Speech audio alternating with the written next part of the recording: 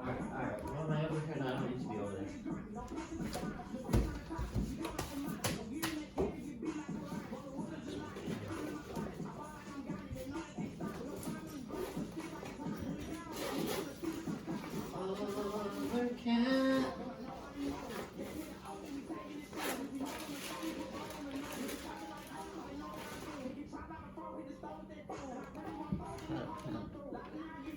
There's two right there on my book.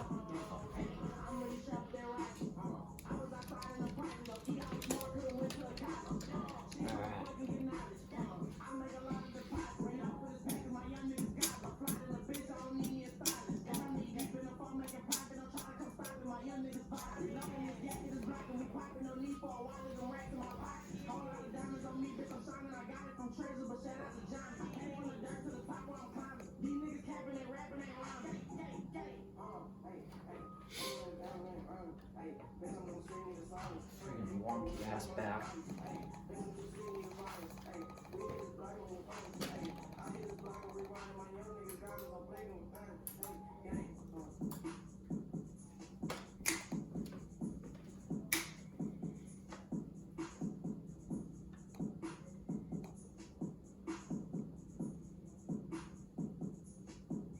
Alright, so if I do that, I just make sure my audio is all system audio. Yeah, output is this.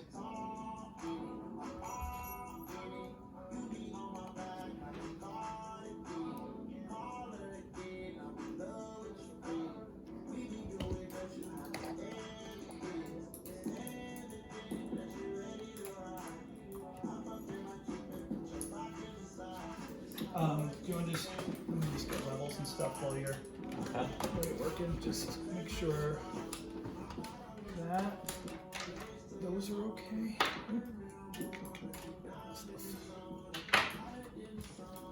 Yeah, make sure those are alright. They should be. Oh yeah, these things.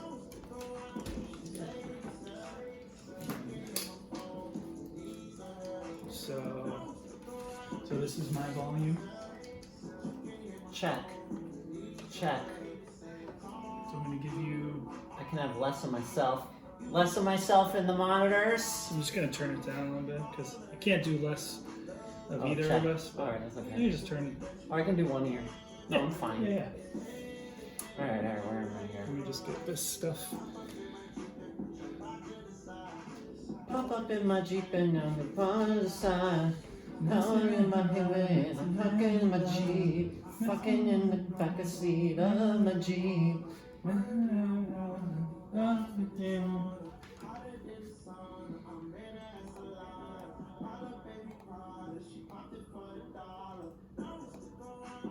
Coast to coast. Alright, I got that up there.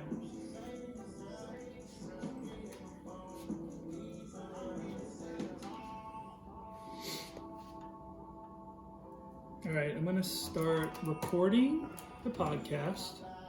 All right, that's going. And then I'm gonna start the stream. Is that all right with you?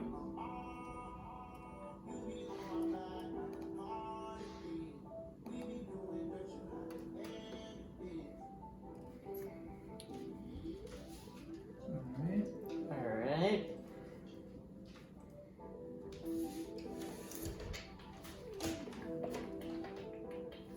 I'll shut my volume on my computer off. Yeah, I can turn that off too.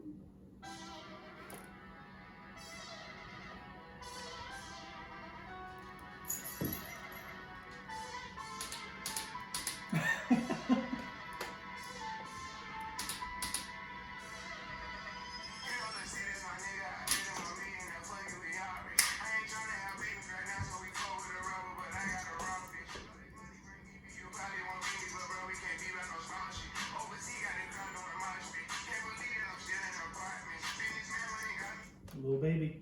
Sweet. Those little baby? Little baby. Yep. I used to like little Romeo.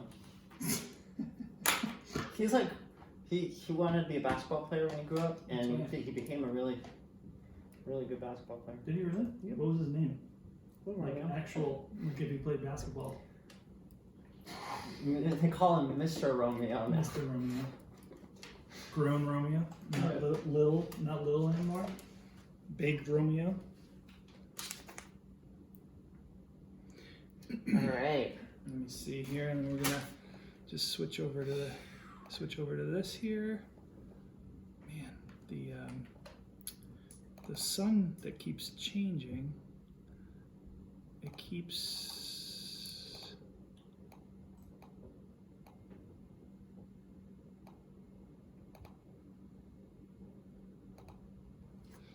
All right. Well, there's that. That's going. And let me make sure that this is over like this.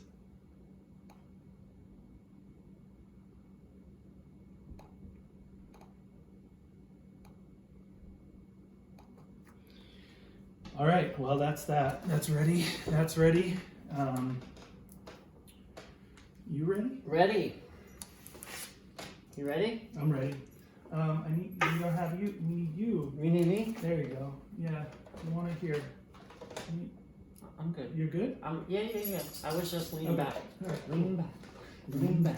Okay. Ready and. Welcome to episode 41 of Mythic Legendaries, a podcast about Magic the Gathering and Hearthstone, brought to you by two old friends who love podcasts and the games we play. My name is Mock Sapphire. My name is Richie. Hello, Rich G. How's it going? Going great. Wonderful. We're bringing you Mythic Legendaries today, coming to you live from Live and in studio. live in studio, top of College Hill, Providence, overlooking Roger Williams' grave. It's beautiful here, It is beautiful. and it's a beautiful day. It is. It's hot in here. Roger, the park is closed though. Yeah. Can't go. Don't go there. No, Don't go to the public. park. No, stay home. On this side of the table, we talk about Hearthstone. And today on the show, I have for you an awesome deck list from a new friend I made. Awesome. Who's your new friend? His name will be revealed during the segment. Cool.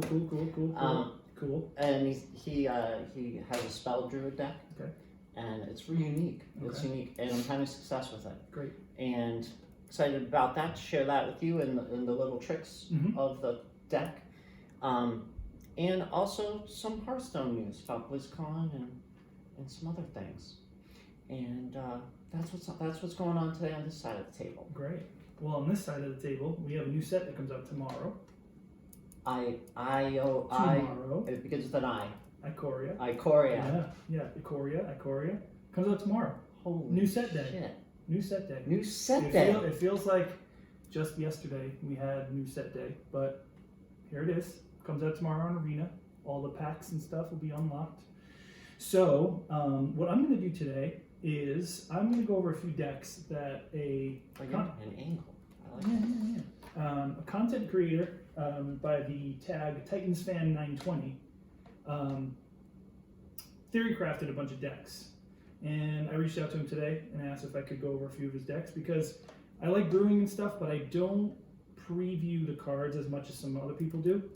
So I'm taking a look at other people's stuff, and then as the cards come out and as I get them, I'll start making my own decks. So I'm going to go over 3 theory crafted decks that he put up on Ether Hub. Cool. And then I have 2 cards of the day because I was searching through some stuff that I want to play in some decks. Yeah. So just a couple cards of the day. So the 3 decks that we're going to go over are really fun. 2 of them are pretty close to one another. They're just kind of different takes on a different archetype, same archetype. And then there's one that's just like kind of a more of like a janky fun deck, but still looks fun to play. Okay. All right. Cool. And I'll be following along. Awesome. And Bio has a dope steps in the chat saying what's up. hey, what's up? Hey, what's up? Oh, you can't see me. That's what I said. Oh, I thought you meant. That's I what didn't know said. you meant that. Yeah. I thought you meant. I thought you meant microphone. No, scooch this way a little. I didn't do my makeup for nothing today. Yeah, good this way. That's why I'm moving forward a little bit too. Can you see? Yeah. Tata? Hi. How are you today? Hi. All right. Hey. So. Hit me with it. Okay. All right. Hadijah it's at HADIDJAHB. Ooh, okay. Is the lead visual effects artist on Hearthstone. All right. And it says on his Twitter, he's here for games, art, and animals. Queer, they, them, personal account, opinions are my own. They had a little Q&A through Reddit. Ridiculous Hatter asked some questions. I caught on to this little story through that, through Ridiculous Hatter, a person's Twitter. And long story short, you may have noticed, you wouldn't have noticed, because even if you played Hearthstone, you wouldn't have noticed that the visual effects are awesome for this set. I wouldn't have noticed then, no. And so I sent myself an email with a screenshot of the article, and the words are so small, I cannot even read them. No. They're so small. Although I mean, I can read them, but I can't read them. Right. But just to touch on that quickly, they put a lot of work into the visual effects for this set, and it's something they care about very much. Not something you. So you mentioned that the artwork was kind of disappointing, but the visual effects are better. And I was looking at the questions and seeing if anyone kind of made a cut about that, but I always forget it's there, and I do this all the time. Rich has I have a mustache tattoo on his finger, and I always put it over my lip. I would take a picture of you, but the phone is recording the show. Nobody needs to know. Your beard is looking good. The quarantine beard. Quarantine beard, yeah. It's just going. Is it itchy? No. Do you use beard oil? I do actually. I do. Rachel left a little sample of some stuff of like a local-ish company, I guess. And it's great. It smells very nice. And was that your first time ever using beard oil? It is. Yeah. Wow. Yeah. I guess it smells nice and it kind of feels, I guess, nicer. I don't know. I don't usually let my beard. Well, it usually is very irritating. Yeah. To a lot of people, the beard. Like a beard itself, really? Yeah. Like the itching and inflammation. And, really? Oh yeah.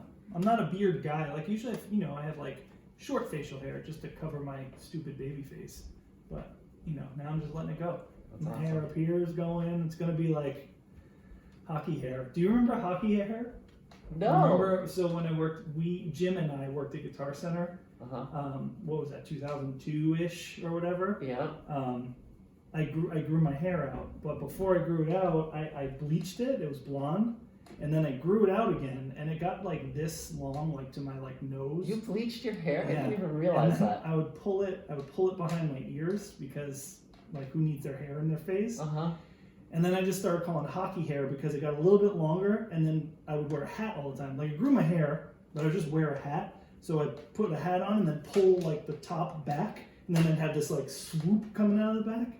And I called it hockey hair because this is what the hockey players with their helmets on look like, because the hair comes out. That's why the mullet was invented. Yeah, is it really? Yeah, because people like that look, So they just cut to the chase. They just get rid of the top and then just leave it. But they wear a hat all the time, so and then they're embarrassed to take their hat off. Yeah, precisely. So, anyways, thank you for the. I don't know what that's like. Facial hair. Yeah. I was born like completely hairless. Yeah. All in the face. Yeah. No, it wasn't. You're glistening. 20 laser hair removal sessions on my face. 20. Wow. That hurts, huh? It hurts, and it was very expensive, but it was worth it. It was worth it. You look great. Thanks. Yeah. So the visual effects are on point. Yep. But the art is not. Yep. So I think they lost some art people and got some more visual effects people. Don't quote me on that. Yep. I cannot read I cannot even read the quote, but I wanted to mention that. I thought that was cool because that is one of my favorite things about Hearthstone is the animations and what the cards say, and I've said it before, I'll say it again real quick. I would love if cards said even more, and I forgot the other thing I was going to say. But. Magic's new set has really, really cool artwork, but they previewed some of the visual effects, and they're very corny. They really need to step up the visual effect thing. Like basically, like if a legendary creature comes out or whatever, it's a quick animation, but they're just like, it just looks like old. It just like looks old. You know what I mean? Like it looks like they haven't got the right technology to get like a cool animation. So it's the flip side. But I remember in Magic they had some promos where the 3D cards like looked amazing. Like the card itself being animated. Yeah. Like when you look at the card and it's an animated Magic card. That too. Yeah. Those are next level. Yeah. That shit is awesome. It's cool. Like the parallax you're talking about, right? Like it just kind of like. Oh yeah, like the 3D like, kind of thing. Yeah. That's pretty cool. And I forgot what I was going to say again. It's okay, I keep interrupting. If the things cards said were used as like tones that you could buy in like the app store for your phone as like text tones. Oh, you'd use them all the time. Oh my god, man. It'd be so much fun. I'm sorry. What's going on in chat? Shout outs to people in the chat watching the show. Thank you so much. Bio has quoted me saying really cool, but we have Godzilla. Did you know this for the new set? Did I go over this, the Godzilla thing? I think I did last time. So he's stoked about the Godzilla stuff. I'm like, I was thrilled about it right in the beginning. It was like, oh my goodness, that's really cool. And then today I was thinking about it more, and it's kind of like, I don't really, it's fine. Godzilla? Yeah, it's fine. It's a theme. It's a theme, but it's like a theme within a theme, so that's like cool for some people. You guys have a lot of people working on that team to make a theme within a theme. Good for you guys. Yeah, they need to hire a visual effects person though. Yeah.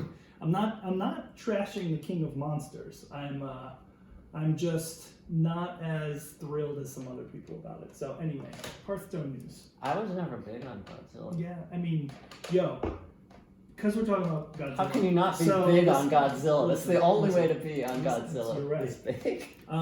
Did you see the Godzilla from like 6 or 7 years ago? The one that Bryan Cranston was in the beginning?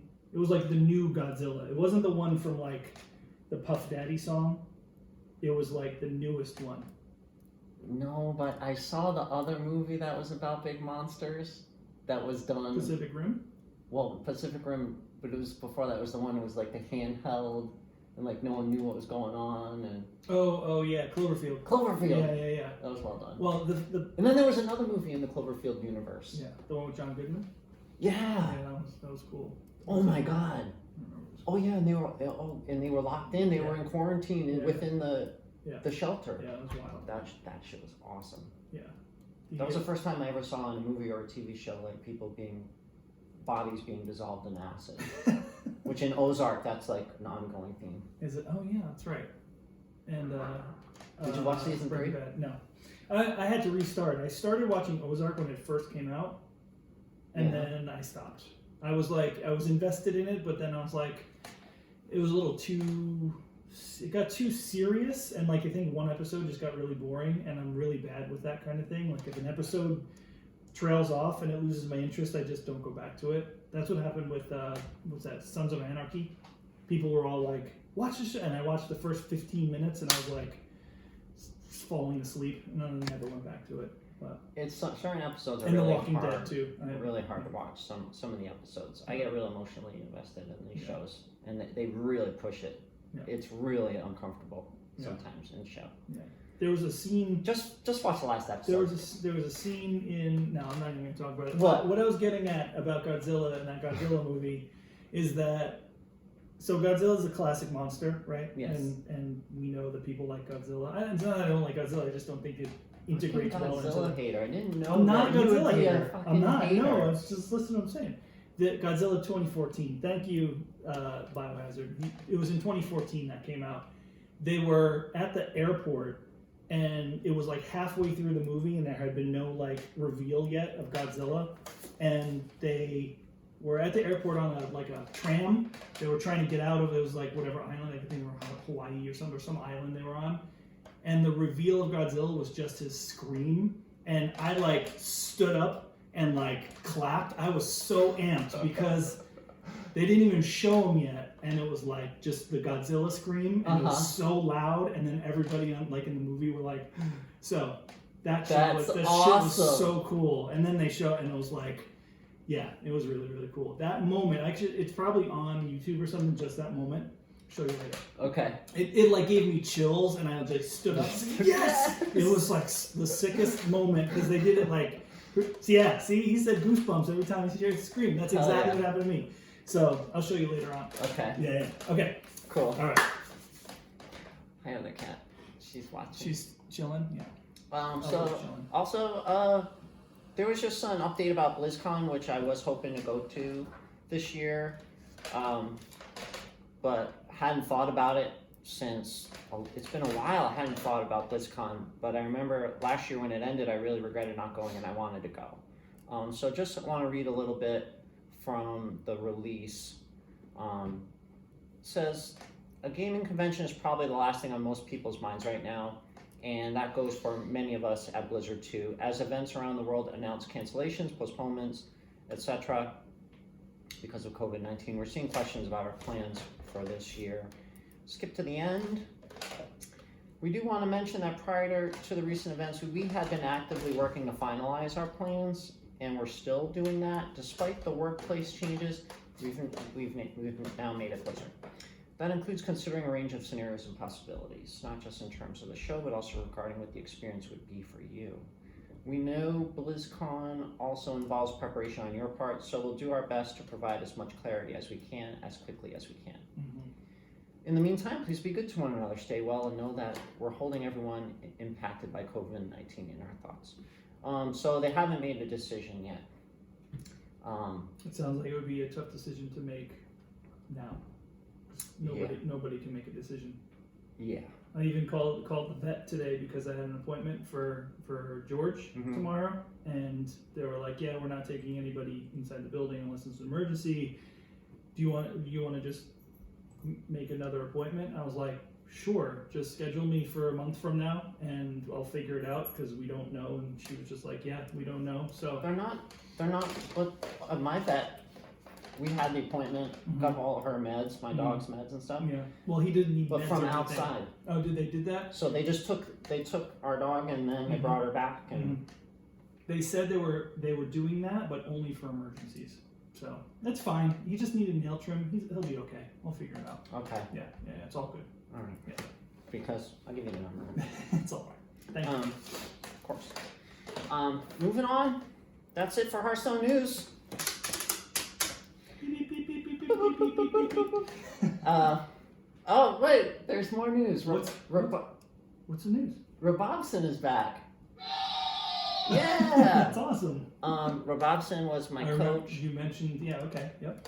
And he's coaching again. Okay. He got dipped out. He got kicked off Twitter for some reason. Wow. And then he was like, "Fuck Twitter, never going back." And now he's back. Awesome. He never stopped playing Hearthstone though, because I've always seen him. And welcome back, Robobson.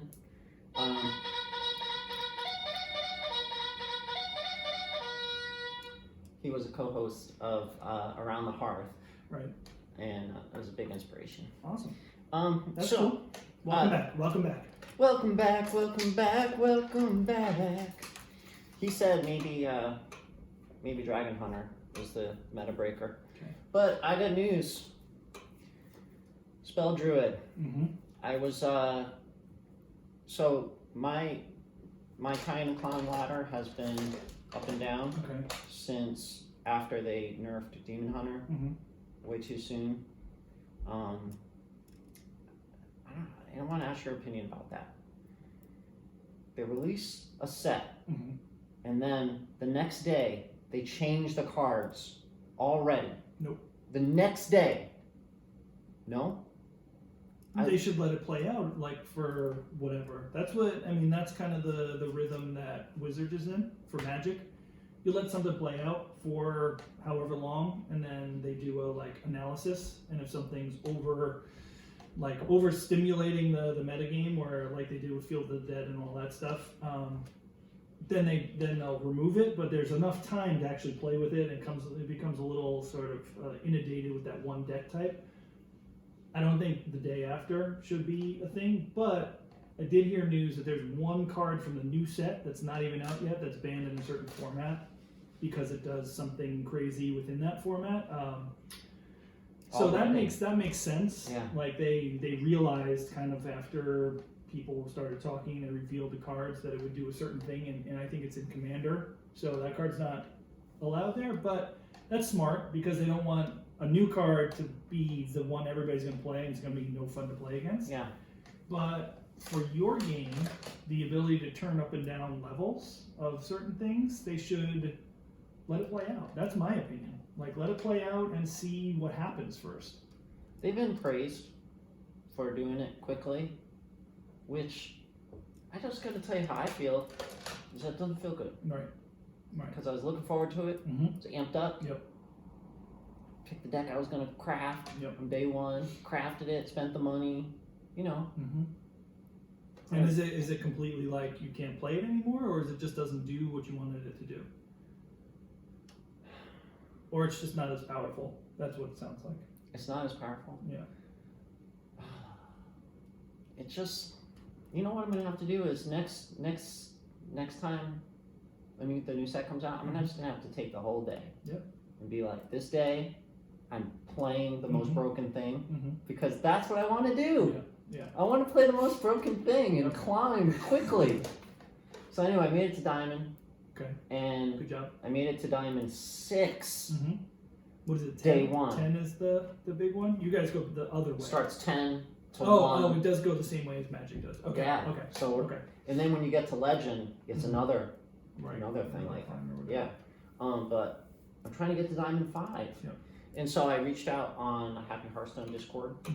I'll shout out to Andrew. And I was just like, what do you guys got? Like trying to get to Diamond 5. And his name is Larjude. He's 18 years old, from the Philippines. His Twitter is at LJJEY_TABZZ. But I'm gonna make a post. We'll put that in the show notes. Or that'll be in the show notes. Yeah. Everything's in our show notes on our Discord, discord.me/Mythic Legendaries. Please join our Discord.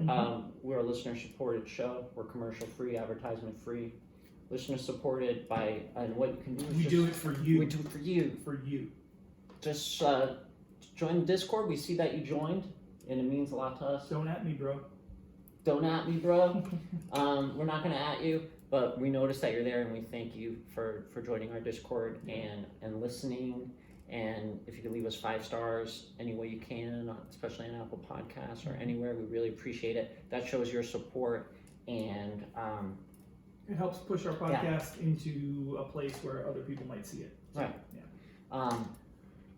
So, and also, I will post about this on Twitter. Our Twitter is at Mythic Legendary, singular, and I'll put so you can follow Larjude.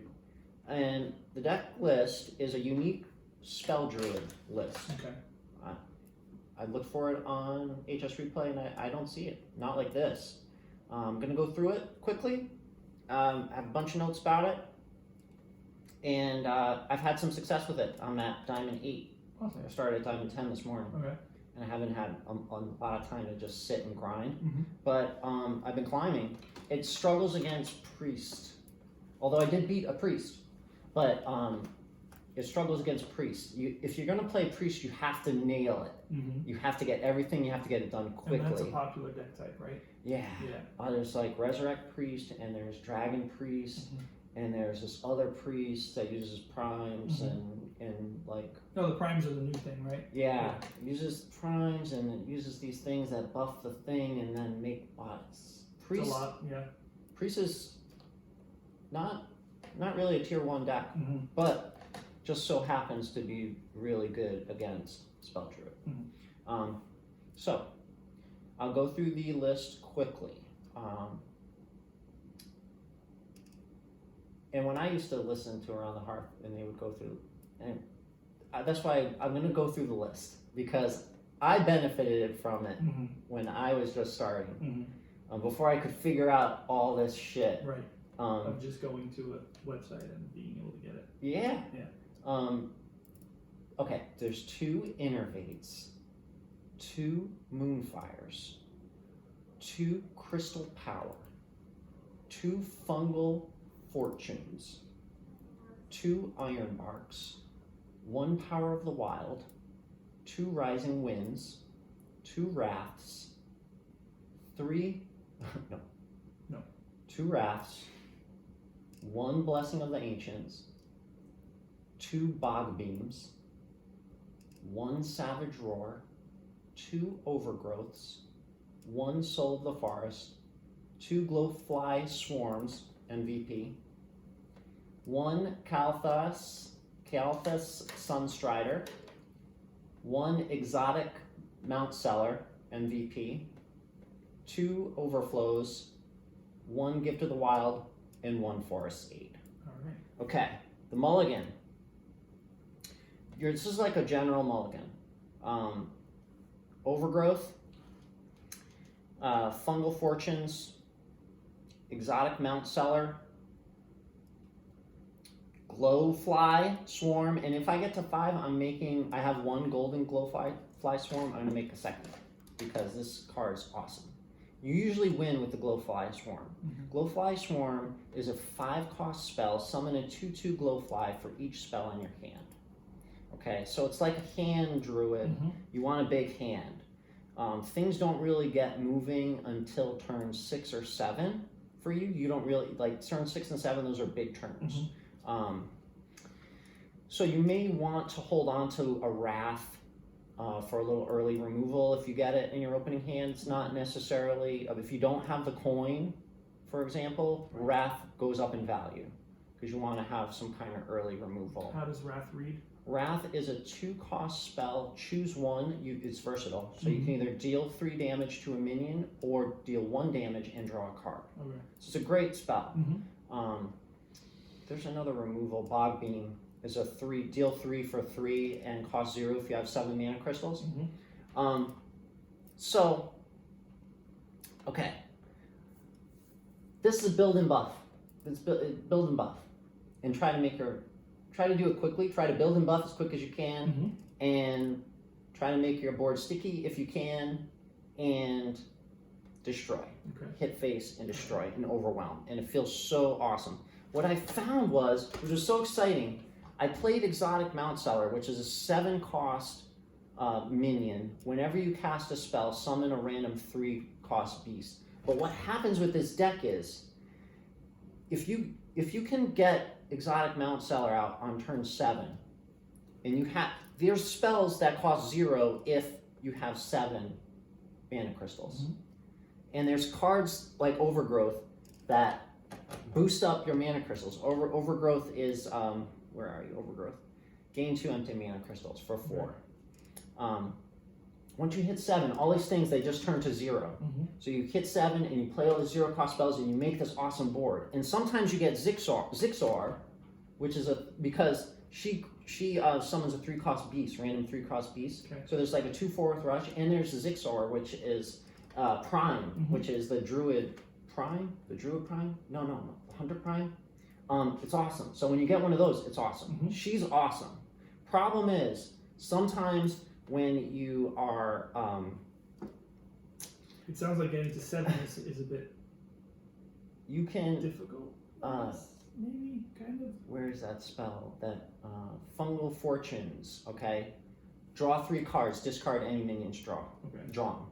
So you want to play that early. It's only a 2-cost spell because you need that big hand. You have to play it. Don't not play it. Sometimes you will discard the exotic Mount Seller. Sometimes you'll discard Kael'thas. But it doesn't matter because this deck has a lot of win conditions, which brings me to the win conditions. A note from Lars. He says, if you play Kael'thas first, Kael'thas is the legendary 4/7 for 6. Every third spell you cast each turn costs 0. That's awesome. It's awesome. Okay. And we have 0 cost spells in here, Innervate and Moonfire. And you have 1 cost spells and 2 cost spells. So it's just incredibly explosive. But if you play Kalthas first, okay, then just sit there. And then your opponent has to deal with Kalthas. Then, if you have Mount Seller and then you play Mount Seller, then you're going to explode. Then. Like, it's kind of like... Everything happens. It's like you put Kalthas out, they have to deal with Kalthas, get rid of it, and then boom, you hit them with Mount Seller. I mean, that's a perfect world. A lot of times that doesn't happen. Right. Most of the times with this deck, what's going to happen is you're gonna use your Glowfly Swarm to make a board of 2/2s, and then you want to Soul the Forest it, or you want to Savage Roar it, or you can use the Force Aid, the Gift of the Wild, give your minions +2/+2 and taunt. It's incredibly explosive, and you win real quick. And I suggest to anyone that tries this deck, and you should try it because it's fucking awesome, to just mute your opponent's things they say. Hey, look at that. Yeah. Because It's a good idea. Because they start getting way overconfident. Because you're waiting, building a hand, and they're doing all this stuff. Yep. And then by turn 8, you have totally dominated them and killed them. They're giving you the good game, the preemptive good game. Oh my god. Good game. Do you have a good game emote? Oh, yeah. The emotes. There's so many emotes. Yeah. And I turned them off again. But yeah, you can't even, because they want you to like concede. Right. Because you they're like, annoyed I got this in the bag, like, come yeah. on, like, I really have to play this out, blah, blah, blah. Yeah, guess what? Larjude spells. Spell Druid. What else? Any other notes? Sorry for the noises. How dare you? Oh, yeah. This is something I found, which you might not, it took me a few games to realize. Rising Winds is that 2-cost spell. You might remember it. We went over it. I do. The Eagle. Yes. So twin spell, choose one, draw a card, or summon a 3/2 Eagle. The great thing about Rising Winds, you should always use it to draw a card. Because you cast it, and then the twin spell, the copy of it, stays in your hand, so you don't lose a card in your hand. So you still have that hand, and then you get to draw another card, building your hand even more. Okay. Drawing cards Every is time. good. Rising Winds always draw a card. Draw the card. Because it'll help you in the long run. Because that's what your win condition is to have cards, and get those cards, get that mana. Yeah. And Smash it. I think I'm gonna get to 5 with this deck. I'm telling you. Yeah. How long is your season? Is monthly, right? Yeah. Yeah. So you got exactly 15 more days. Because today is tax day, but oh my it's not god, tax day. Orange is a pro. He's awesome. He streamed for 15 hours yesterday. Good lord.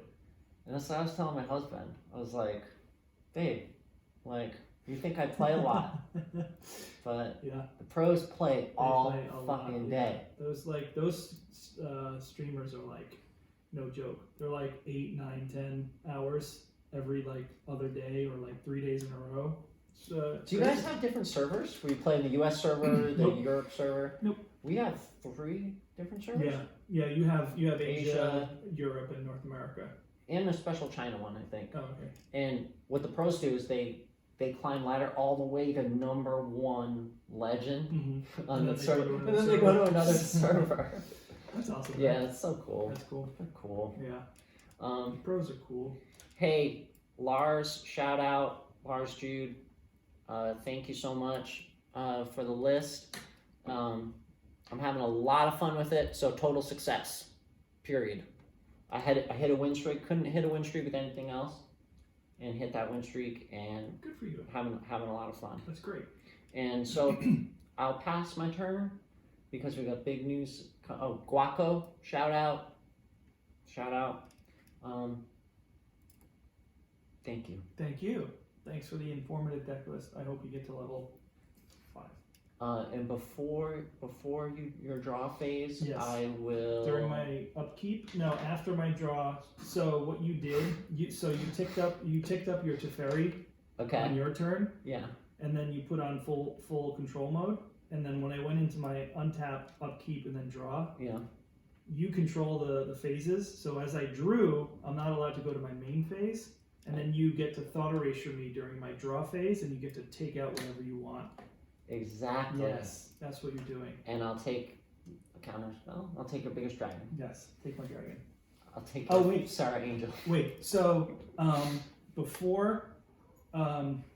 before we go into Magic, I saved this photo because I thought it was funny. Okay. Because I got it. It's a Hearthstone moment. So somebody's posted this screenshot, and the title was like, What? name a better trio or whatever. You know, like that name a better duo meme, like Yeah. you know that whole thing. Okay. So this is like name a better trio, and so this is what it looks like. Okay, but I'm gonna read it to you. Just to see if you I get saw it. some dragons. Yes, there's 3 dragons. There's a So- there's a game. Wait, I saw it for a half a second. We got the one that creates 2 dragons for 0, but you have to have no duplicates in your deck. The one that gives you life, full life, 10 life Restore both heroes to full health. to full health. Okay, and I didn't see the And third then one. the third one is Battlecry, set a hero's remaining health to 15.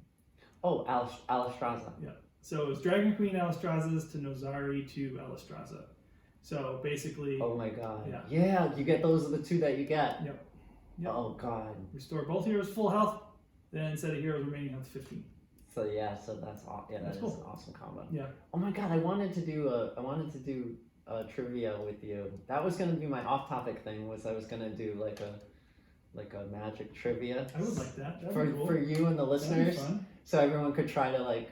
answer them. So our friend Biohazard had a suggestion Okay. actually that I didn't tell you about because I just I'm gonna write didn't that tell you. down right now.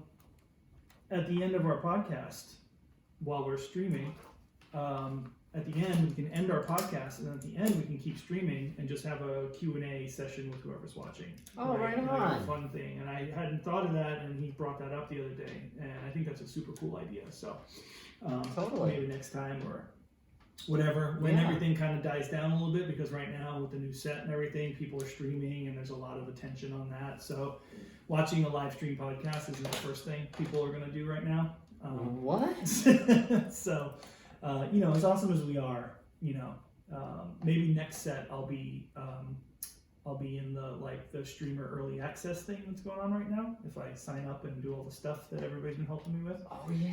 Oh so- my god, that's right. How's all Yeah. that going? I have no word on it yet, so it's unfortunate. But Lane and Arjuna, Lane the Main and Arjuna from Marina Craft Podcast both helped me out with like how to get in the thing that they're the early access streamer thing. So maybe for next set. Dude, that would be. So that'd be amazing. cool, and then we could stream it and do like a little supplementary episode about new cards and all that. So Oh, anyway. God, that would be so much fun.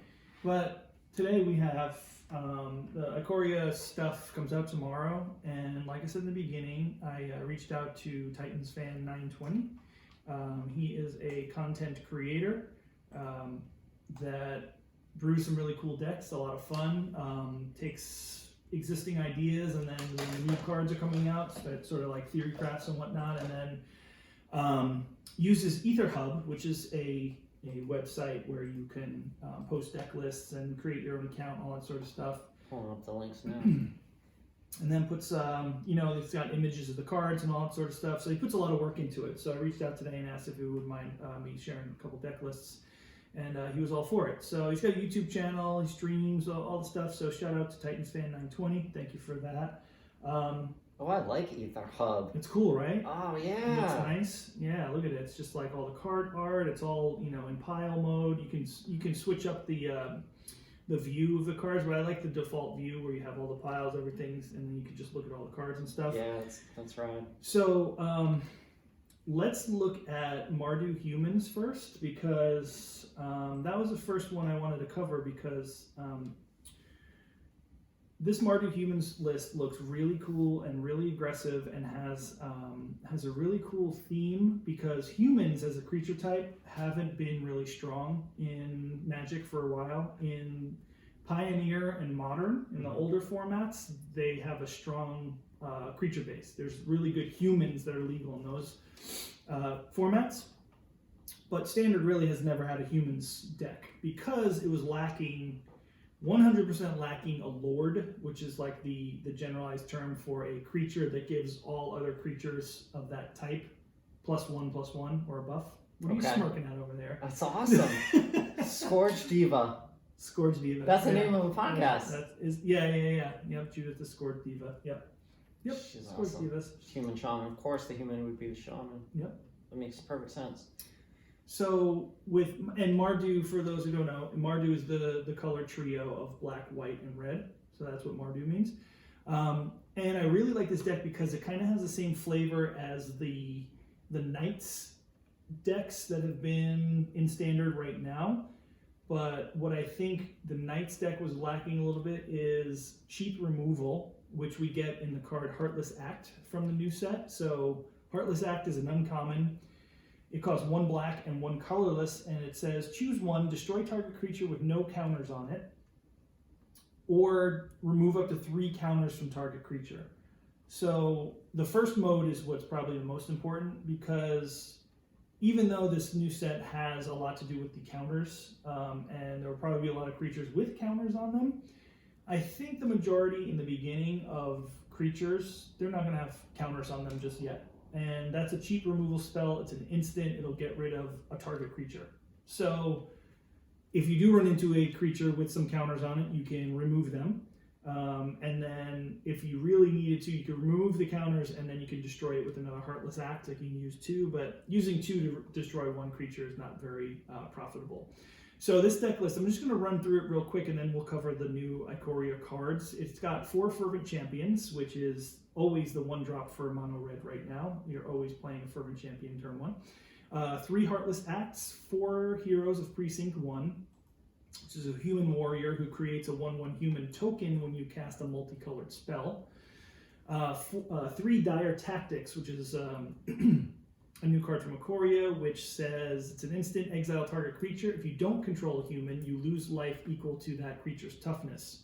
It costs 1 black and 1 white, but you're always going to have a human.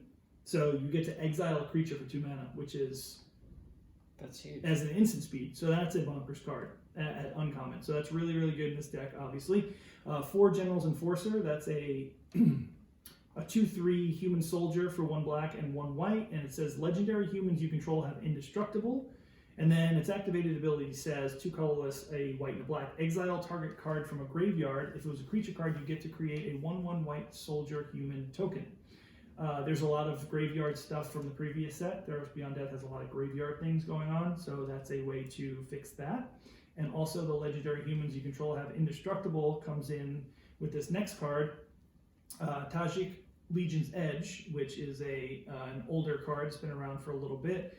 3/2 haste with Mentor. You get to prevent all non-combat damage that would be dealt to other creatures you control. So that ability on Tajik is an overlooked ability, kind of like the thing on Questing Beast that says damage can't be prevented in combat. Like people forget about it sometimes and try to use a trick and the thing dies and they're like, is this a bug in the game? My guy died, but it's not, because you just didn't read the card correctly. This passive ability on Tajik means that anything that's out creature-wise, if there's like a spell like Deafening Clarion, which is it deals 3 damage to everything, but it's not combat damage, that it would be prevented. Oh. So if there's like a board wipe, like an area of effect, it's immune to area of effect. Yeah. But not like Shatter the Sky, which is a board wipe that says destroy all creatures. It would have to be a card that deals damage. So any card that says deal X damage to creatures that you control, he will prevent all that, which is really cool. Like there's cards like so that card, so Tajik will prevent two really sort of popular board wipes right now that deal damage are Flame Sweep and Storm's Wrath. Flame Sweep deals 2 damage to all creatures except yours with flying, and then Storm's Wrath deals 4 damage to all creatures. Okay. So he would prevent all of that damage. Cool. So I guarantee there's going to be people playing this deck and think they're going to board wipe, and then all the creatures will live, and they'll be like, "Is this a bug in the game because my guys didn't die?" Anyway, rules, dude. So there's 4 Lava Brink Venturer. This card is really cool. It's a rare. It's a 3/3 for 2 colors and a white. It's a human soldier, and it says as Lava Brink Runner enters the battlefield, choose odd or even, and 0 is even. Lava Brink Venturer has protection from each converted mana cost of the chosen value. So if your opponent is running a certain deck and you're familiar with it, okay. Say there's a lot of 2-cost spells. So when it comes into play, you choose even, because 2 is an even number, and your Lava Brink Venturer has protection from 2, which is like a new ability. It's pretty. I really like that ability a lot. There was a card that came out in the last set named Haktos, and when it came into play, it was random. It was that same ability, but it was like a coin flip from like 1 to 6. Coin flip, yeah. So it would come into play, and then it would say like it would be like a number from 1 to 6 or something like that. I don't want to look it up right now, but it was a random number. So you would have protection from spells with casting cost of random number. But this is a little bit better because you choose odds or even, so your random number is narrowed down a little bit, and then you get to actually sort of centralize your creature to avoid any removal spells, or that even means creatures that are on board. So if there's a bunch of creatures on board that are 3 casting costs, you can say odd, and he can attack through because he has protection from it, so they can't block him. Oh. So there's a lot of cool little things you can do with the Lava Brink Venturer. Wow. So he's cool, and he's also a 3/3 for 3. You know, I really like. I was going on last time about the stats being a 3/3 for 3. That's like a really great 3-drop in there. And he's not legendary, so you can have a bunch of them. So the next one is General Kudro of Draneth. This is your lord. This is your legendary creature that has protection if you have a General's Enforcer out. And General Kudro is a 3/3 for 3 again. 1 white, 1 black, and 1 colorless. It says all other humans you control get +1/+1. So that's great. You get a lord. Whenever General Kudro or another human enters the battlefield under your control, exile target card from an opponent's graveyard. So that's a cool little ability to get rid of stuff that's in graveyards. And then this is really cool. You pay 2. You don't have to tap, so you can do this multiple times. 2 colorless, sacrifice 2 humans, destroy target creature with power 4 or greater. Oh. So you're getting creature tokens in this, you're getting human tokens in this in other ways, so you can sacrifice 2 of them and kill a big creature, which is really awesome. 1 Judith Scourge Diva, she gives everything +1/+0, and then whenever a non-token creature you control dies, Judith deals 1 damage to any target. So if you're sacrificing your non-token creatures to destroy a creature with 4 or greater with that guy, Judith will also deal damage to any target. So there's extra points of damage that are in there by doing other stuff, which is awesome. 2 Sorin Vengeful Bloodlords is a planeswalker, 2 colorless, white and black. Sorin gives everything lifelink, and then brings back creatures from your graveyard with a converted mana cost X from your graveyard. So if you have, if there's 6 loyalty counters on Sorin, you can minus it for 3 and then bring back something that costs 3 from your graveyard into the battlefield, which is awesome. Wow. So Sorin's a good planeswalker for this. Integrity Intervention, which is kind of a removal spell and a buff spell. It's a double card. For 1 hybrid white or a red mana, target creature gets +2/+2 until end of turn. It's an instant. And then the intervention part is 2 colors, a white and a red. Intervention deals 3 damage to any target, and you gain 3 life. So it's like 2 buff or removal spells, or if you need that last 3 damage to your opponent, you can go face with it. And then lastly, there's 3 Ember Cleaves, because if you're attacking with a bunch of creatures in red, if red's in your creature-based deck, you need Ember Cleaves. So there's 3 of them in the deck. So this is a really awesome, fast, aggressive, synergistic humans deck. Wow. I can't wait for this. That looks so much fun. It looks like a lot of fun. Those are all new cards? So the new cards are, let me just go through real quick. Heartless Act is a new card. Dire Tactics is a new card. General's Enforcer is a new card. Lava Brink Runner is new. General Kudro is new. And that's it. So you have 1, 2, 3, 4, 5 You have 5 new cards in that deck. Everything else has been around for a little bit. So General Cujo seems awesome. yeah, General Cujo is awesome. Very, very excited to try that out. So so that's the Marduk Humans deck. The next deck I wanted to go over was Sultai Flash. Excuse me. Sultai Flash is a take on the deck type that's like... so Flash is like doing everything during your opponent's end step or during your opponent's turn, and then taking your turn off and doing everything to counteract or mess with your opponent. Right now, Simic Flash is like the deck build. Simic is green-blue. So there's creatures that have Flash and then like counter spells and stuff, and a couple like annoying bounce creatures or whatever.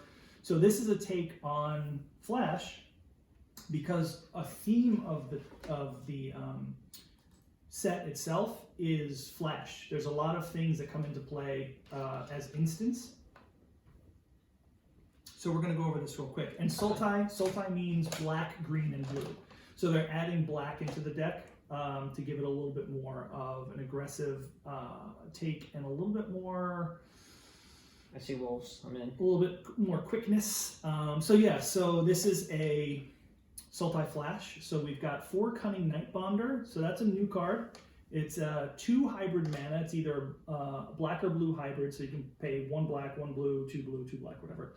Cunning Nightbonder is a human rogue. It's a 2/2 for 2. It has Flash, and it says spells with Flash you cast cost 1 colorless less to cast and can't be countered. So if you're in the mirror match, that's awesome, but your opponent probably has one as well. But when something says can't be countered on it, it's always really good because having your stuff countered is probably the most annoying thing in Magic. So all of your Flash spells can't be countered. Nice. All right, so 2/2 for 2 Flash. 4 Brian Browen Cutthroat. That is a well-known card right now. It's a 2/1 for 2 colors and a blue. It has Flash, so that means you can play it at any time, just so we're clear on that. And so whenever you cast a spell during an opponent's turn, you get to put a +1/+1 counter on Brian Browen Cutthroat. So if there's a Cutthroat out, and during your turn, at the end of your turn, I want to flash something in, he automatically just gets the counter. Nice. And it's whenever you cast the spell, not when a creature or something comes into play. So you always gets the counter if it's countered or not. Like the... Because you cast it. Because you cast it, yeah. The Cutthroat gets the counter even if your spell is counter-spelled. Okay? It's like the Battle Cry. Yes, exactly. It happens all the time. You got 4 Growth Spirals just for ramp. You draw a card and put a land from your hand onto the battlefield. 2 Tyrant Scorns. That's the one that either returns a creature to its owner's hand or destroys a creature with converted mana cost 3 or less. That's been around for a little bit. 4 Brazen Borrowers. We know Brazen Borrower very well. Very popular card. That's the Petty Theft instant that returns a non-land permanent to an owner's hand, or a 3/1 Flash Flying and can only block creatures with flying. New card, Slitherwisp. I'm excited about this one because you get to draw cards. So it's a 3/2 Flash for 1 blue and 2 black. It's an Elemental Nightmare, and it says whenever you cast another spell that has Flash, you draw a card and each opponent loses a life. Ooh. That's pretty strong. Yeah. So your whole deck has Flash, obviously. So whenever you cast another spell that has Flash, you draw a card and each opponent loses a life. And it's a 3/2 for 3. Wow. Pretty sick. I like that a lot. Drawing cards and my opponent dying is probably what I want the most. So, new card next is the Sea Dasher Octopus. 1 colorless, 2 blue. It's a octopus and it's a 2/2 Flash. And then it says whenever this creature deals combat damage to a player, draw a card. That's like the ability that everybody wants on a creature. Okay? Because that was on Ophidian back in the day, but you can make Ophidian unblockable, and it deals 1 damage, you get to draw a card. That was like the closest thing we had. I don't think we've had anything similar since then. But it has to get through. It has to get through. It has to deal combat damage to a player. Okay. So that's the hardest part of it, is that if you have a blocker, it doesn't matter. It'll just block and nothing happens. But they're going to want to get rid of that. They're going to want to get rid of it, and you have spells in your deck that return things to your opponent's hand or destroys them. So there's a little bit of tempo going on, right? So like if you played a spell during your turn, played a creature, during my end step, I can play Sea Dasher Octopus, who would come in during your turn. Then during my turn, it doesn't have summoning sickness anymore. Then I could play a Tyrant Scorn or a Petty Theft. I could kill the creature that came into play, attack with the octopus, and I get to draw a card, which is great. Sweet. And it also has Mutate, which is the new ability that it's 1 blue and 1 colorless, so that creature can come into play on top of a creature or underneath a creature. Oh yeah, from last week. I remember. Yeah. Yep. So you could mutate the Sea Dasher Octopus onto a Brazen Borrower, which is the 3/1 flyer, and if your opponent doesn't have any flyers, attack with a 3/1, and every time you hit, you get to draw a card. So Sweet. a little bit there. It's like magnetized. So 3 Neutralize, which is a new counter spell. It says counter target spell for 2 blue and a colorless, but it has cycling. So if you don't need it, you pay 2 mana, you discard it, and you get to draw a card. So if you're up against a match where you're doing well and don't need counter spells anymore, or if you have 2 in your hand and you need a creature, you can just cycle it out. I love that cycling is back. That's a mechanic that was relevant when I first started playing Magic, so it's really cool to see it back. That's cool. 4 Night Pack Ambushers, which is the 4/4 flash wolf. That's 2 colors and 2 green. As flash, other wolves and werewolves you control get +1/+1. And then it says at the beginning of your end step, if you didn't cast a spell this turn, create a 2/2 wolf creature token. And that keeps happening every single turn that you didn't play a spell during your turn. And like I said, the theme of this deck is to play everything during your opponent's turn and then sit and wait on it during your turn. Nice. So every time you do that, you get a 2/2 token. So if they can't deal with it over 3 turns and you don't play anything, you get token and token and token. So the Ambusher is great. And then of course there's 2 Frilled Mystics. That's the 3/2 flash for 2 green and 2 blue. And when it comes into the battlefield, you can counter target spell. So it's a counter spell on a body. Mm-hmm. So somebody plays a spell, you have a Frilled Mystic in your hand, you cast it. If it resolves and comes into the battlefield, you can target the spell that's on the stack, which you want to counterspell. So it's a pretty cool interaction. Then you have a 3/2. This deck looks a lot of fun. It looks very interactive. It's got a lot of cool creatures that do cool stuff. And they're all cheap. Everything is, pretty much a majority of the deck is at 2 and 3. You have 4 Ambushers and 2 Frilled Mystics for 4.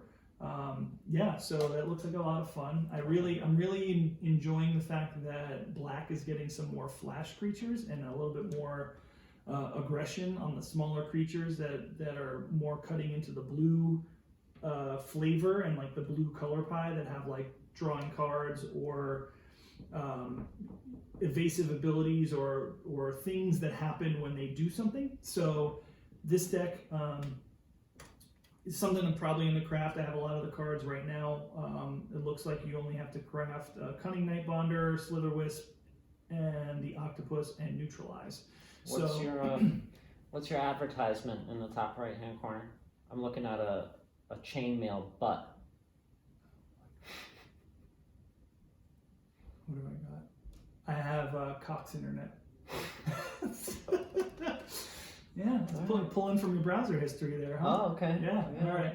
All right, and then the last deck I want to go over, this is a little bit more, should we say, I don't want to call it janky, because janky really kind of means like cards that aren't going to see play, and it's like needs a few things to work right, but... I see a Saga in here. So... Oh, and again, just a shout out, this is all decks that were built by TitansFan920. You can find him on YouTube, and you can also find all of these decks on etherhub.com. That's AETHERHUB.com. You can just search his name, and he's got tons and tons and tons and tons of decks. It's a really cool resource for net decking and building your own deck. If you create an account, you can do the same thing. And we really appreciate content creators who take the time to because all of this artwork that's in here isn't available yet. So they have to go and snip it from somewhere, and then they create a file and put it in here so you can see it. So it's a lot of work. Yeah. So we really appreciate that. So this deck he named Bant Sharknado. I am so stoked that sharks are a relevant creature type in this set, let me tell you. Sharks are one of my biggest fears, but also one of my biggest I don't want to call it an obsession, but I have the Jaws movie poster tattooed on my side, and I have a shark. Wait, where is he? Right here. I have a shark tattooed right here. Oh, yeah. Another shark right there. Come on. It says "stick 'em up" because I had this conversation with I had this passing thought, and it turned into a tattoo. I had a passing thought with somebody. Stick 'em up. What would you do if a shark could walk onto the beach and hold you up at gunpoint? And I don't remember even who I had the conversation with, but we were both laughing about it. And then I hit up Luke Taylor and I was like, "Hey, can you tattoo a shark on me with the word 'stick 'em up'?" And he was like, "Absolutely." So anyway, so this is Bant Sharknado. So Bant is the color trio that is white, blue, and green. I'd run. Run, right? You'd run. So he could, like, a shark, it's either going to eat you or it's going to take your money. Like, what are you going to do? But he has a gun? Or Yeah. she has a gun? Yeah. I take my chances with a gunshot. Yeah. Probably not that good It's of a not. shot. It's like not as brutal as a shark bite, right? So. Yeah, and we're on the beach. Yeah. So the footing is not. Yeah, it'd be like on its tail, like kind of like. Yeah. But like still a shark, like. So. You gotta be careful when you run on the beach too. Yeah. You don't wanna like Don't step fall. on like a broken like- bottle or. Or like the beach twigs, Yeah, seaweed. rocks. like dry seaweed. You don't like the beach, do you? I hate the beach. I like the beach. I hate the beach. So, okay, here we go. Sharks. So this is Bant Sharknado. So anything that is green and blue nowadays has Uro, Titan of Nature's Wrath, and Growth Spiral. Those are your ramp cards. They draw you a card, they let you put an extra land into play, and they are...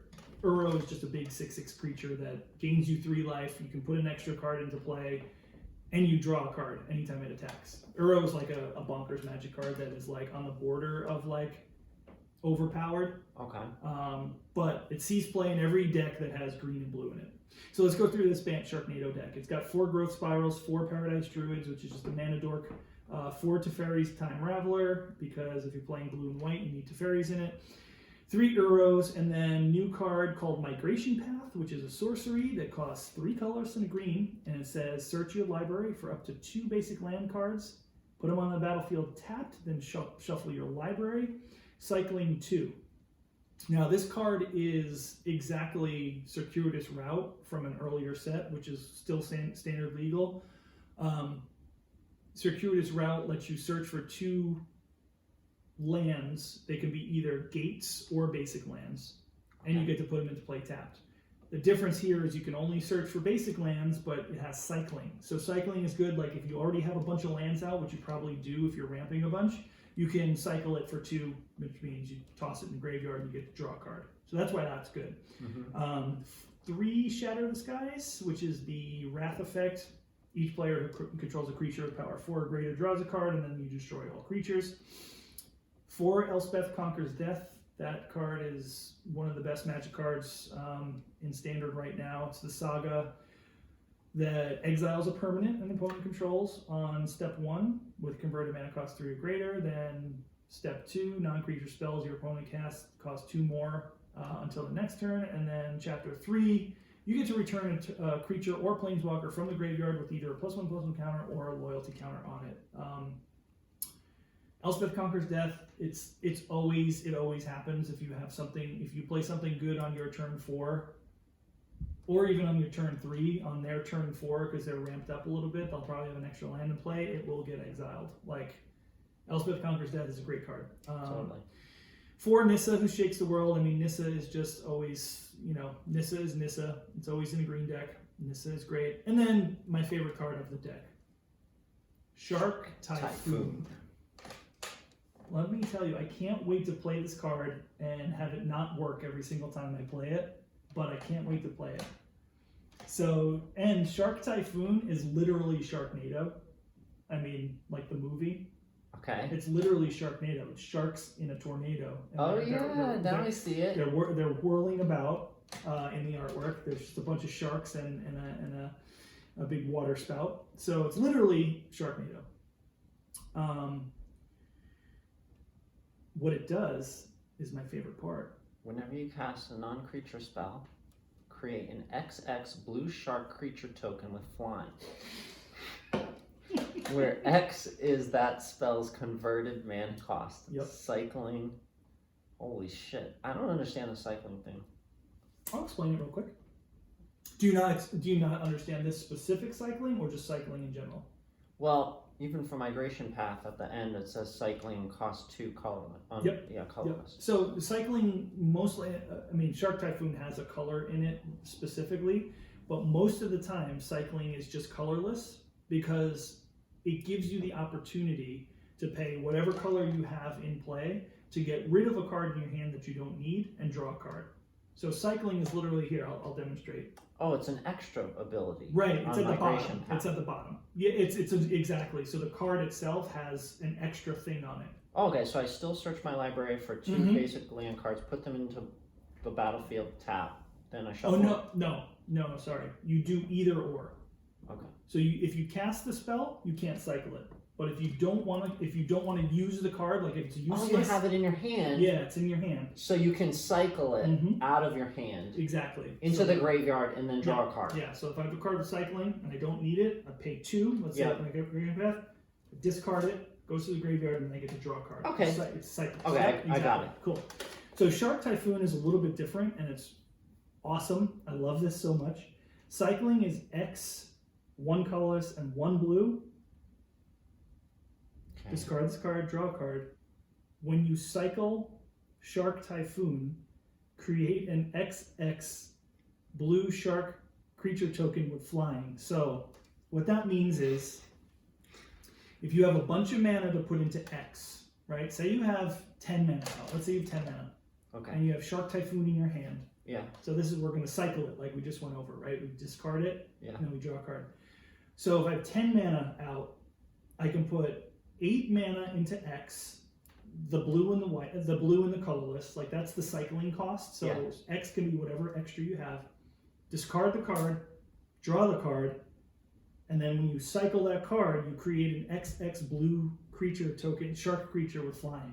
So I put X into that, and then XX is 8/8. So I have an 8/8 flying shark token.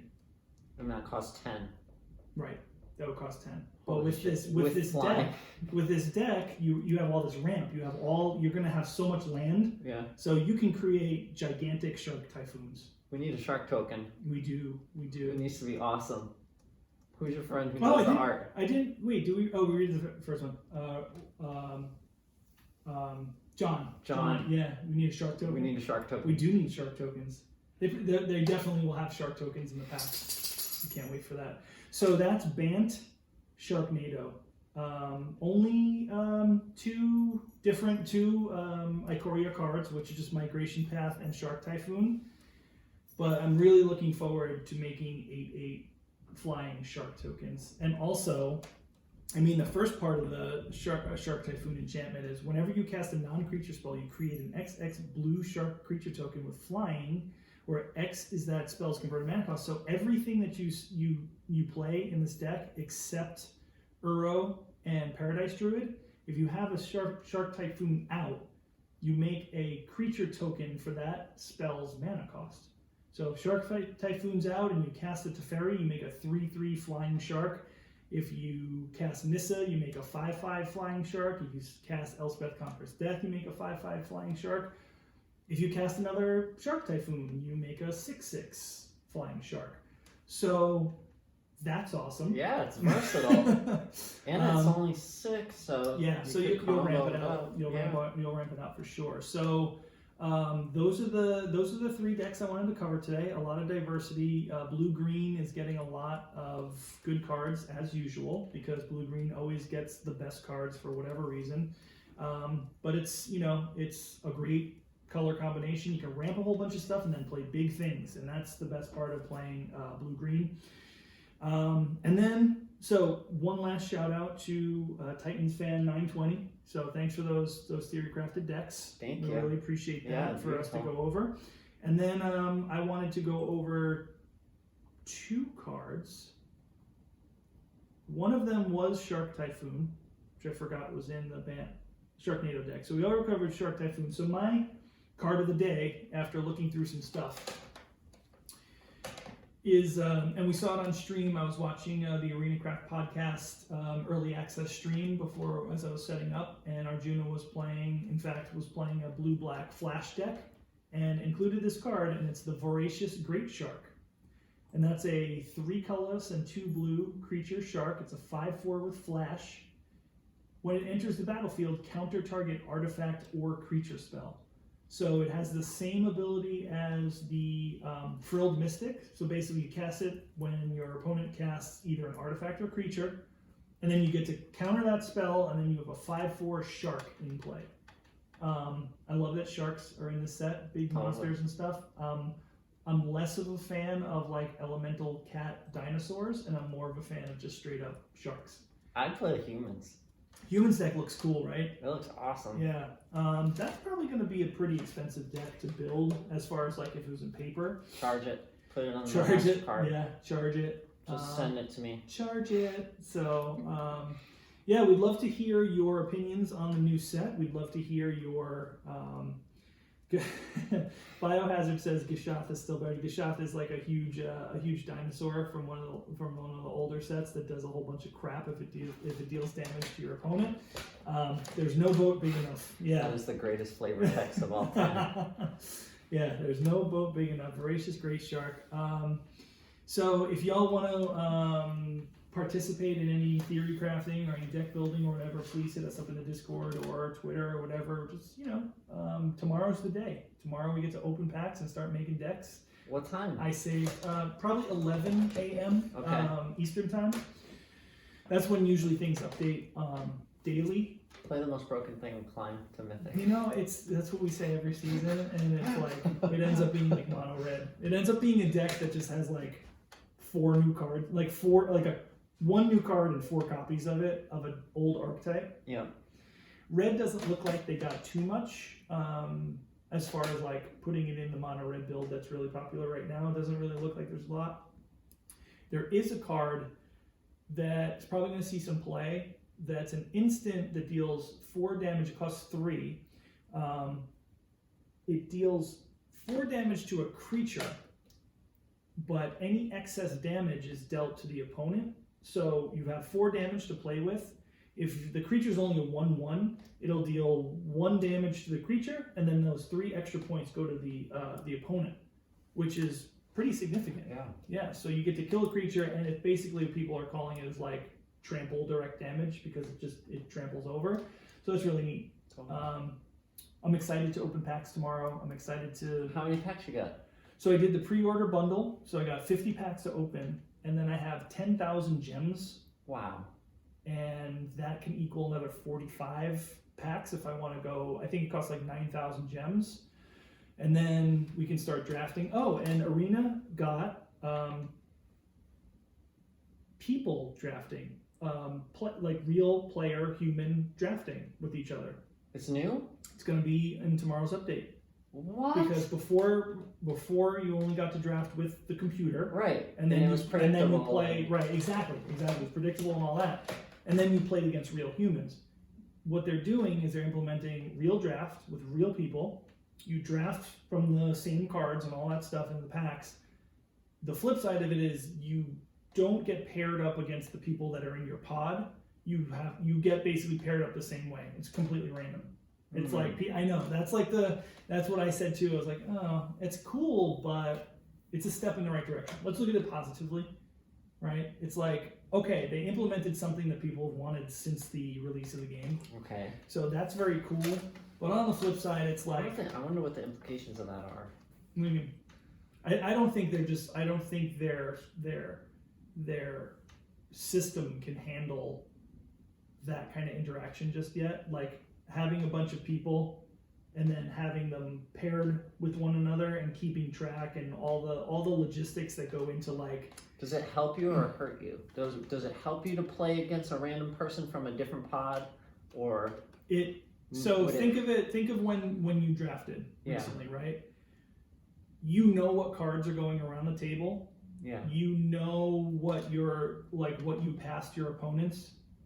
And then when you play, you can have an idea of what each opponent might have drafted. Like if there was like a big rare in a color that you weren't in, and you passed it, then that means that like whoever was on your right or left might have that big rare, and you can kind of anticipate it. Right. Whereas this, you'll get these cards, you'll know. You'll step in the right direction. You'll be able to see what your opponents are getting, but then those opponents just disappear. Right. So then you get a random opponent and you'll have no idea. So it's like 50-50. It's like 50% cool, and then... But you keep all the cards you drafted. You keep all the cards. Yeah, you build a collection that way. That's fine. But yeah, it's not really like an advantage. Biohazard's saying it's more of a disadvantage. So I'm looking forward to it to see how it works. You know what I mean? That's really cool that there's going to be people and it's going to be a new thing, right? People are excited about new things, but we were all excited about the friends list, and the friends list is like the biggest bust of all time. Like, why? Because like nobody. But you can play against your friends. You can, yes, you can play against your friends, but you could play against your friends before, and all you would need to do is just type in their name and then send a friend request. This is just like makes it one click easier. Okay. Like, I've tried, like, sometimes some people from other Discords will hit me up and be like, let's play a game. And if you're already in a game, you're not going to concede to play, like, a fun game, right? You can type now. You can, like, send a message to your friends list. You'd be like, oh, I'm in a game right now. I'll get you with you in a second. But there's also, like, if you request a game, like, if you're just playing and you, like, see a friend on, you don't know if they're playing in a game or not. It doesn't say like currently in a match. That would be awesome if you like currently playing. Spectate in Hearthstone. You can spectate your friend's game. I would love to do that just to see what's going on. But you can't do that here. You can request a match, and then 90% of the time, the person you request will cancel your request and not say anything, which means I'm busy and I don't want to play. Yeah. Which is fine. I mean, no offense taken, but it's like there should be a little bit better of a way to, approach that. Yeah, the friends list chat is like really broken. He's mentioning about the message delete themselves, and I've been noticing that too. Like, you send a message and then you go back to your game and try to come back. It's broken. And it's like it's not there anymore. Like, the messages are just not there. But you can see the message pop up in like a bubble. Yeah. They need more RAM, probably, to fix You're all that. about the RAM. You're all about the RAM. Yeah, but I mean, click efficiency, yeah. Bojerka says, I'm all about the click efficiency. It is nice to just be able to like sit down and be like, okay, we're going to play, click. Cool. Let's play a best of one game. Okay, click. But you could do that before. If your random opponent tries to friend request you after a game of Hearthstone, it's either they want to like just say something shitty. They want to, yeah. Or they want to be salty. Or sometimes they're like, hey, Yep. good game. Yeah. Like, Actually, good game. Yeah. yeah, like what's what's the list or Right. something. Yeah, I mean, I'm glad we can't do that. I'm glad that there's no like. I can't even repeat some of the things people have said to me. Yeah, it's bad. It's stupid. Yeah. But they're probably 10 years old or something. It reminds me of you never played an Xbox, right? You never played Call of Duty. I have played it, but I never like, you owned didn't one. Okay. Yeah, it was never on. Yeah. Plugged in. Oh yeah, I remember now. You're reminding me. Way back. Yeah. Way back, played Call of Duty and being in like a lobby, like waiting for people to fill up, and like people had headsets. Yeah. It was like literally it was like Thunderdome, but like the worst X-rated, like everybody saying the worst things to one another, and like I would usually mute all of my opponents, so because the things people say to each other on the internet is like awful, and all these kids are probably like 10. You're right, they're like 10 or 13 years old saying like some really awful stuff, so that's why you just mute people. Yeah, you gotta mute them. Yeah. They can fuck with your game. Yeah. They can get in your head. Mm-hmm. And that if they can affect you like that, they can. I was on an emote spree like a couple weeks ago. I was on a frustration emote spree, and just being like if somebody was taking more than 1 second to do anything, I was like, your go, your go, your go. I was just getting so frustrated. I don't know why. like turn 2, if somebody like You're in a bad place. Yeah. Time to take a break. It's Get like, a Diet Dr. P. Yeah, exactly. Like turn 2, so like somebody had already played on their turn 1, and they didn't do anything, and they passed it. Okay, and I like literally, I'm like in my Bojerka says that's how my 8-year-old nephew learned how to call people pussy. But like turn 2, like if somebody played a tap land, like a land that comes into play tapped, and they didn't do anything on turn 1, I would be like, your go, your go, your go, because I know they're not going to do anything because they would have in turn 1. Like the first 2 turns should be real quick. They should be. I'm always like turn 1, turn 2, turn 3. I know what I'm going to do. Do it. Click, click, click, click, and I'm done. Right? In Hearthstone, right now, it's like turn 6 is when shit goes down. How dare my opponents think? Jeez. They're not thinking. They're fucking tabbing into something else. They're like watching YouTube or TikTok or something. They're in the kitchen like looking for. They're making a TikTok video. I am big on the like if it's my opponent's turn and I know they're a slow idiot, I'm like I will go to the kitchen, look in the fridge, get myself a drink, and then like look over and see that it's like at the end of their turn, but like I have priority that I need to resolve, and I'll be like, oh, I'll get to you in a second. Priority. It's my priority, huh? Okay. So stop tabbing out. I'm tabbed out. I'm either too close or too far away from the mic. I'm sorry. There you go. It's hard to regulate. You're fine. So that's Magic for this week. I'm really excited about tomorrow. Get to open a bunch of packs. Oh yeah. Get to make some decks. That's exciting. Yeah. Good luck. Totally getting a snack or peeing. Yeah, I mean it's the perfect time. Like when your opponent is in turn like 9 and they have a lot of land and they're just doing a bunch of stuff. Bathroom break. Snack break. You're reminding me of my life 2 weeks ago when I was opening packs and I was hopeful and I was on win streak and I hit diamond and then so disappointing. It's been really disappointing. Yeah, just not being able to climb. But Spell Druid's gonna take me there. I'm doing all right on the ladder. I'm at Platinum 2 right now. That's awesome. I didn't make it past Platinum 4 in the last couple months, and what I've been doing is just taking slow steps. Platinum 2? Yeah. That's close to Diamond. It is. So. That's awesome. Yeah.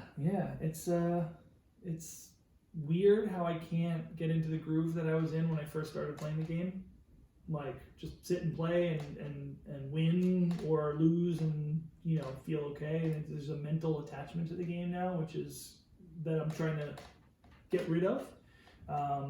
Playing a lot more casual matches, just playing and not caring, like building stupid decks and just going to the play queue and playing with friends, Bojerka, Biohazard, Run, Wraith Zero, like just playing. You would if you go to the store. Well, you're playing a lot more too in quarantine. Playing which we've always all the time. Which we've always said, if we could be home playing, we'd be doing way better. And we are. You're in Platinum 2. Yeah. I'm at Diamond, which it's a new ladder system, but it feels good. It feels good. So hey, we're getting there. Casual matches are more sweaty than You're right. The casual matches, Biohazard and I have a lot of fun playing together because we just go for it. We just play play decks and we let each other do the things, the big thing that you want to do in your deck. He'll be like, wait, just let me do the thing. I'm like, all right, do the thing, and he'll end up killing every single creature on board, and then playing 17 dinosaurs and killing me. I had a creature, stupid idiot baby deck. So when I play with Bojerka, I have a toned down deck because she's been getting a lot of How many packs are you opening tomorrow, Bojerka? We get matches, but she's got the toned down version, the beginner decks with not all the rares, you know what I mean? So it's still a little bit difficult to go up against a tier 1 deck. So I built a deck called the Stupid Idiot Baby deck, and it's a toned down green deck to play against her, and it's a lot of fun though, because she gets to learn rules interactions and gets to I don't run over her in I don't run over her in like 2 turns. Sometimes I will. You know, sometimes I'll play like something and I'll get. Did she buy it? Did she buy it pre-release? She did, yeah. Yes. Yeah. Oh, She's yes. in. She's in. Cool. Big Damage Daddy. That's the Big Damage Daddy is the deck that I did. I had a 1 million power land creature in play. I don't know if you saw that. I don't know if you saw that I had a 1 million power creature in play. I saw that. No, I didn't realize that. Yeah, 1 million power. Are you kidding me? No, so it was because Biohazard let it get there. Because I was like, because I wasn't attacking. See how big we can. Yeah, basically, because there's a creature enchantment called Hydra's Growth, and it puts a counter on a creature. So if it's a 1/1, when it's an enchantment on it, it gets a counter on it, and then every upkeep, the counters on the card double. So if it already had like 10 counters on it, Hydra's Growth would make it 11 counters, and then the next turn it would be 22 counters. Oh, then wow. the next turn it'll be 44. It spreads like the Franco virus. Yeah, like so COVID. it doubles every time. And then Bad joke.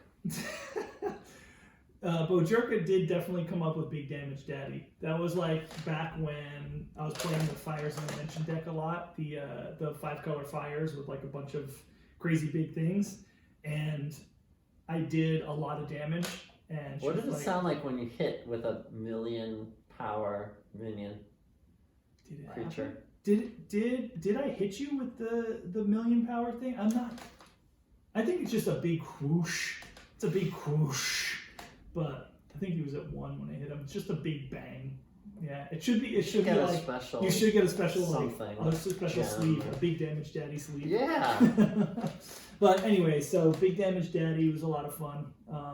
That's my new alter ego if I ever decide to do anything. Okay. Big Damage Daddy. Cool. All right, so yeah, so I'm gonna pass my turn back to you. Do you got any off-topic stuff? You got anything going on today, or what? I don't, except I have an idea brewing for next week for episode 42. Okay. MTG trivia. Nice. So I'll do a trivia, and for maybe people that are watching can play too. Sure. Or yeah. whoever wins a prize. I don't know. It sounded like someone smacked me with a giant metal bar. No, but yeah. So that's awesome. Yeah. Email us some trivia. Email some trivia questions. Oh, also, well, just the response has been awesome. Every third show of the month, we have Dear Rich, where people write in from all over the world with questions for Rich, just advice, life stuff, relationships, drugs, anything that you need advice on. People write in, and just wanted to thank everybody for writing in. I'm trying to get through the emails. If you have one, keep them coming. You're ridiculous. mythiclegendaries@gmail.com. I love how you keep this straight face with you saying that too. Oh, You're really good. You're really good at that. It's okay. Maybe it's not thousands of emails, but we have at least 100. Somebody in the chat knows what's up. If you just put Dear Rich in the subject line, on episode 42, we're going to pick one of the questions and we're going to answer it live on the show. So thank you so much. Live on the show. And Rich, you're doing great work. Thanks. For the people out there. Yeah, I try. You know, I'm a helper. It's in my nature. I chime in. Helper and you chime in. You know, we all have a good take on things. But Rich has a real gift. Yeah, I have a gift. It's in my placement. Oh.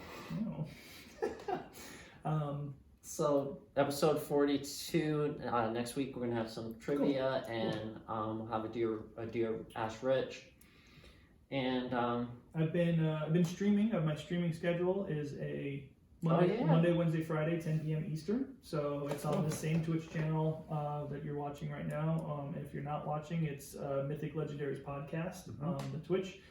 I play Arena with friends, with viewers, and casually, maybe a little bit of a ladder climb every once in a while, but I don't really like to do ladder too much on stream unless it's like a run, You know, I'm like feeling good. I like to play more casual matches, be a little bit more interactive. So Cool.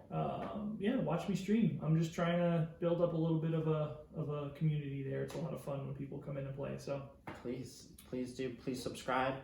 Tell a friend.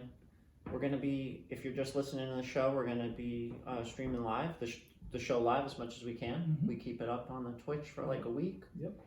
And yeah, episode 40 will come down today or tomorrow, and then we'll put this one up. Well, this one will be up. Cool. Yeah. And please come back for episode 42. Oh, wait, before you end. Okay. I wanted to ask, so I was laying in bed last night. Okay. And I thought of this situation. Okay. All right. And it can go for Hearthstone as well. So, but I'm going to use Magic terms. Okay, we were talking about the games. I thought you were going to say something else. No. Okay. We're talking about games. All right, so you know there's like What? probabilities, statistics, chance. It's random. It doesn't feel random, but it is random. That's always the answer. Do you think ever, and now think of how long your game's been around. That the algorithm puts you against the worst possible opponent? No, just What? hear me out. Magic's been around for 25 years. Do you think ever that a match that happened against two players with two different decks ever happened again in the history of match between two totally different people but played the same exact decks and had the same exact play pattern that a match in history had? Think about it. Think about how wild and vast and how many games have been played. And how many Do possibilities. you think that like one person that played an island and played a thing, and then the other guy played a thing and then played a thing and had a response, anytime in the 25 years that a game was just like the same? Yes, and I'll tell you why. Yeah. Because sometimes there's very specific combo decks that limit what you can even do. And based on that and just how popular the games are, I think so, yes. Yeah. What do you think? I think so, yes, because I like to think that like the extreme thing happened, like the far like slim probability of something extreme like that. I like to think that it happened. So, but not often. No, exactly the way. No. But I think it's possible. Well, yeah, right. Possible now, so many decks available online, but I don't doubt it ever happened. See? But what if you put some clauses into it? Absolutely not. What's the clause? Well, what if you put like, is it the same card from the same expansion? No. With the same art. Take all of that like, out. Take all of it out if you and do that, just use card names. Then maybe like not.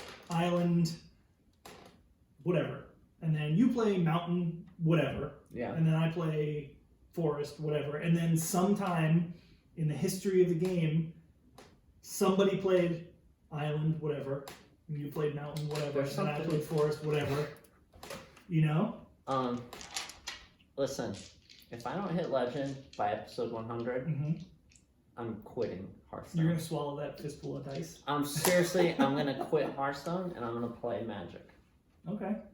If I don't hit Legend, I need to put some pressure on myself and be held accountable. So, we got 40, we have 59 more episodes. We have 59 more episodes. So we get to it. Yeah. So, I can do it. Listen. I thought I'd hit Mythic by now. One time.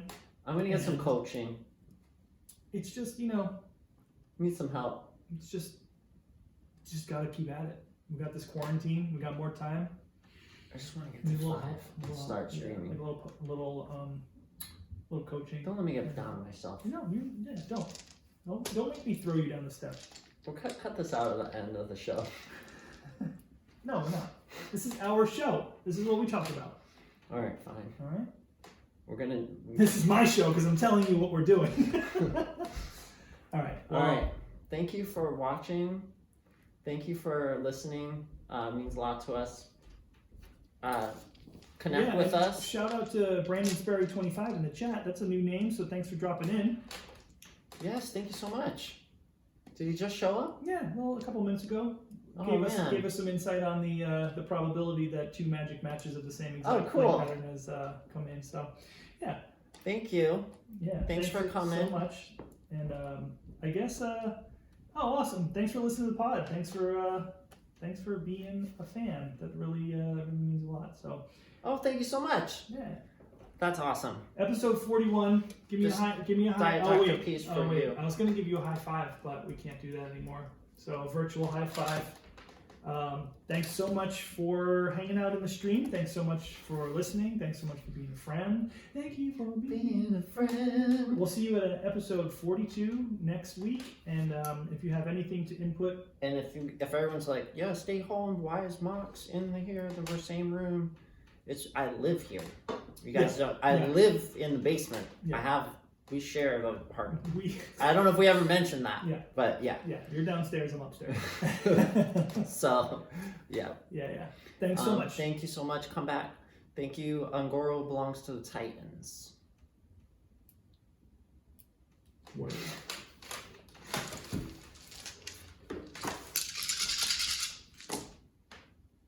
They all landed on 20. Hey folks, still streaming. Thanks for all hanging out. Oh yeah, we're doing I overload. Oh. Shit. We're doing the questions now. Anybody got any questions for us? 5-minute question and answer. Ready, go. If you do early stream, early release, you should like draft. People would love to see that. Yeah. Like drafting with the new set before the cards come out. Yeah, that's what exactly people are doing. So I'll definitely be doing drafts and stuff starting tomorrow. So I'll be streaming on my regular stream schedule, doing that. Cool. I'm just going to shut the video off. Sure. I'm still with you. Yeah.